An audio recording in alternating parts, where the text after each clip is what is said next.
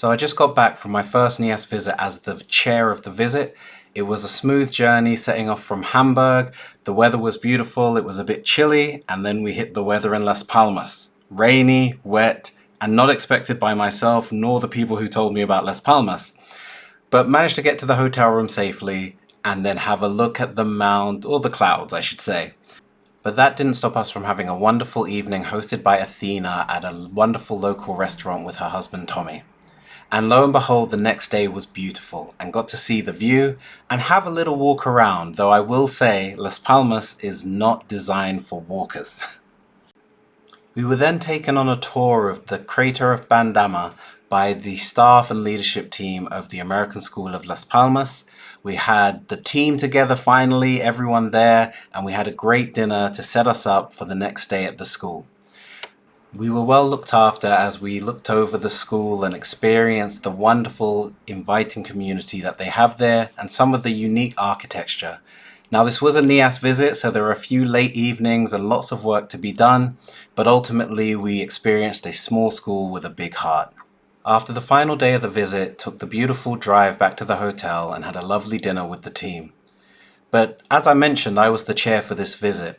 And with the reports that are written, it's important that we take all the care and time to ensure that we have appropriately listened to the context of that school, their experiences, and their needs which align with their mission and vision.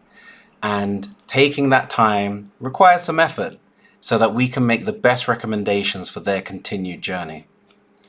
But once that work is completed, thankfully had just a couple of hours before my flight the next morning to try and rush down and get a quick exploration of Las Palmas. And boy, was it beautiful.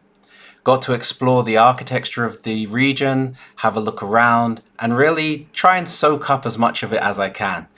Experiencing the school and spending time with the staff and faculty and the leadership team gave me a sense for what brings people together here, and spending time in the city was the cherry on top. But it's also important to have a rest. Have a little walk on the beach, which became progressively more relaxing, even dipping my toes into the water, having a look around the beach, and even getting a little bit of an organic foot massage from nature through the volcanic rock, which also did a fair job of exfoliating my feet. But thankfully, the local wildlife didn't get a hold of my toes, and after a quick lunch, I had to quickly make my way back to the hotel in order to grab my bags and be ready to get to the airport on time. This last drive through Las Palmas was beautiful and let me see for the last time, unfortunately, the beautiful buildings and communities who called Las Palmas home. Then it was safely on to the airport for a final taste and absorbing of the sunshine before flying off and making my way back to Germany, Hamburg, where it was nighttime upon arrival, and I was thankful for another wonderful experience and another successful NEASC visit.